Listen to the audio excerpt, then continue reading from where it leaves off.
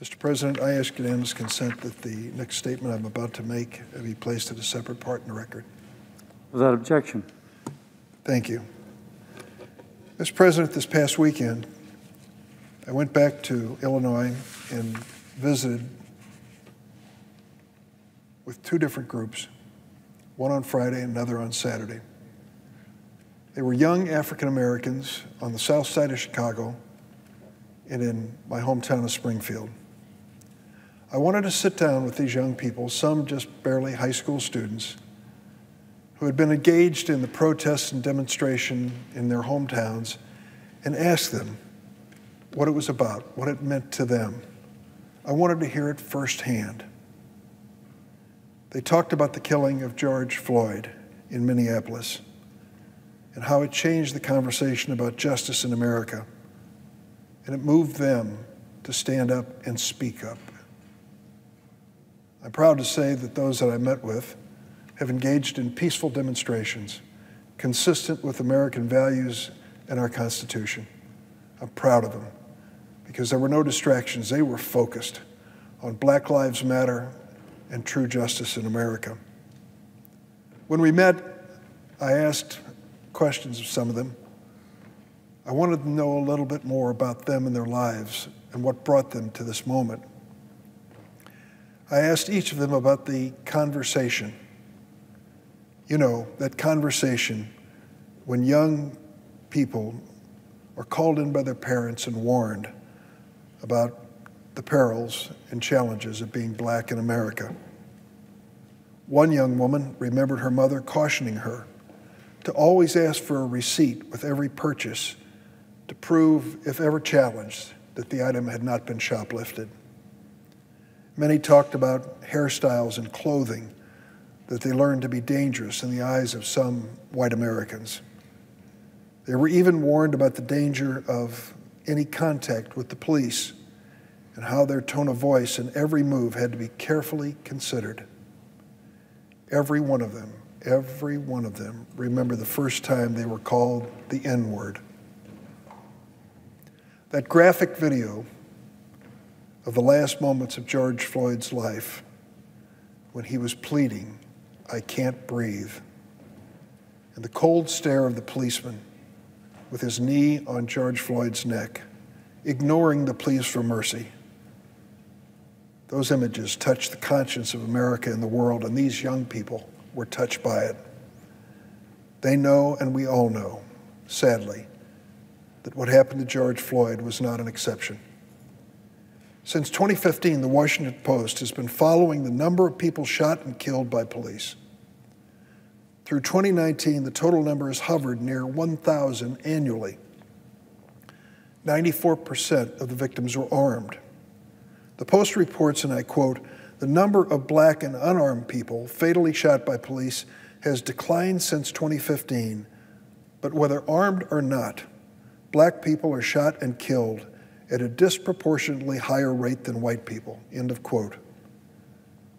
They note in their newspaper this morning, the death rate by race in unarmed shootings was 7.3% for whites, 10.7% for Hispanics, and 30.3% for blacks. The anger and pain that we have seen on the streets in recent days is a reflection of generations of trauma. People are fed up with racism that has led to this injustice, and many of these young people leading this protest are determined not to live in its shadow any longer. There are hundreds of thousands of police officers in our nation. Most will never use their firearms. Many who do must make split-second life or death decisions. I know many of them personally. I believe the ones I know are professional and humane. But if we're honest, we know that within their ranks are police officers who do not have the training or temperament to be entrusted with the authority and power they have been given. We need an honest conversation with police chiefs, law enforcement leaders on inherent bias, use of force, training, and accountability for unjust actions. Prosecutors and judges need to join us in the pursuit of real justice, and legislators like myself need to undo the damage of a criminal justice system fraught with racial disparity. The Obama Task Force on 21st Century Policing released a report in 2015 to strengthen community policing and restore trust between law enforcement and the communities they serve. The Trump administration shelved this effort in 2017. It is time to take it off the shelf.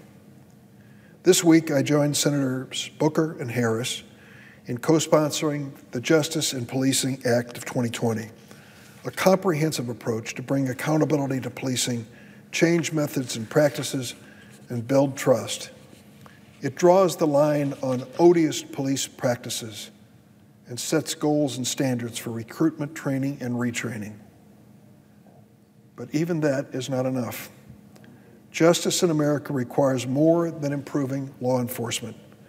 We cannot put racism behind us until we invest in opportunities for quality education, medical care that meets the highest standards, jobs with livable wages and opportunities, and safe, affordable housing. The young people I met with want an America that is more just. Let them lead us into a future where we can all breathe more easily. I can recall hearings on race in America when I was chairman of a subcommittee on the Constitution and Civil Rights in December of 2014. The hearing was held just a month after the death of Tamir Rice, a 12-year-old boy shot and killed by a police officer in Cleveland while he played with a toy gun. I said then, and sadly I must repeat today, when unarmed African-American men and boys are killed in our streets, there is much work to be done to find justice in America. This followed a hearing I'd held the previous year where we heard heartbreaking testimony from Sabrina Fulton, the mother of Trayvon Martin, and Lucy McBath, the mother of Jordan Davis.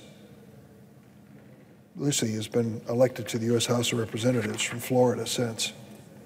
Both of these innocent young black men were gunned down by violent white vigilantes.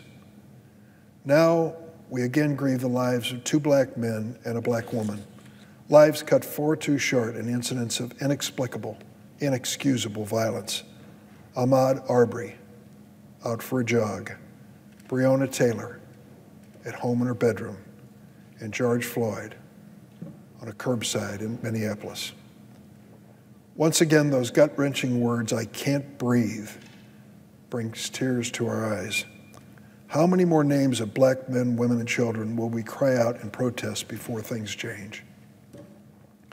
We need to have an honest American conversation with law enforcement officers about training, inherent bias, use of force, and consequences for wrongdoing. We need to prohibit police misconduct that is discriminatory and deadly. We must recruit and train the next generation of law enforcement to protect and serve everyone in America. And we need to invest in social services instead of expecting law enforcement to intervene in crisis situations that they're not equipped to deal with. This will require us, senators, other legislators, to continue to undo the damage of a criminal justice system that is unfair in many respects. Most importantly, it will require those of us with privilege and power to step back and listen to African Americans affected by pervasive systemic racism. What can we do? A good place to start is President Obama's task force. As I mentioned earlier, it was that administration's response to deal with community policing and trust in the community. It was shelved by the Trump administration, and I think it would be a good start, a bipartisan start, for the Trump administration to bring it down from the shelf and start a conversation. We have an important role to play right here in Congress. Unfortunately, since Republicans took the Senate majority in January 2015, the Senate Judiciary Committee has rarely addressed issues of racism in our nation. The last hearing on policing in the Judiciary Committee was actually 5 years ago, November 2015, chaired by the junior senator from Texas. It was entitled, "The War on Police: How the Federal Government Undermines State and Local Law Enforcement." It was a thinly veiled attack on the efforts of the Obama administration's Civil Rights Division. Senate Judiciary Committee Chairman Lindsey Graham has announced that the Judiciary Committee will hold a hearing on police misconduct next week. I was glad to hear it. I hope it's not just one and done. We need multiple hearings, long overdue. It's critical that we also hear from Attorney General William Barr. We need to know whether the Justice Department will revive the efforts of the Obama administration to address police misconduct. And we need answers about what happened at Lafayette Square last week, right outside the White House, when the Attorney General reportedly ordered federal law enforcement to clear peaceful demonstrators. They used rubber bullets and some form of gas. The Attorney General insists it wasn't tear gas, but I've seen it, and it looks like some sort of a gas spray designed to push the demonstrators away. Hearings aren't enough. We need to do something the Senate rarely does anymore. Pass a law. How about that? We need legislation on this subject, not lamentation. I'm proud to join Senators Cory Booker and Kamala Harris in introducing this Justice and Policing Act. Our bill includes the End Racial Profiling Act, legislation I have co-sponsored for many years, finally prohibiting the scourge of racial profiling. In 2012, I held a hearing on this bill to end racial profiling. This was the only hearing the Senate has held on racial profiling in 20 years. Our bill would ban chokeholds, like the one that killed George Floyd. It will ban no-knock warrants, like the one that led to the death of Breonna Taylor. In 2014, many Americans were shocked to see tanks rolling through the streets of Ferguson, Missouri. Shortly afterwards, I held a hearing in the same subcommittee where we heard compelling testimony about the shocking reality that local police departments all over the country are armed to the teeth with billions of dollars of military surplus equipment. Our bill will limit the transfer of military-grade equipment to state and local police so that the weapons of war don't become commonplace on the streets of America. The Justice and Policing Act also requires the use of dashboard cameras and body cameras for federal officers, state and local law enforcement. Our bill establishes a national police misconduct registry to prevent officers who've engaged in misconduct from simply moving to another department without accountability. It will ensure that individuals whose constitutional rights are violated by police officers can recover in court. After the Civil War, the Congress passed the Civil Rights Act of 1871 to ensure that any person acting in an official capacity who deprives another of a constitutional legal right can be held liable in court.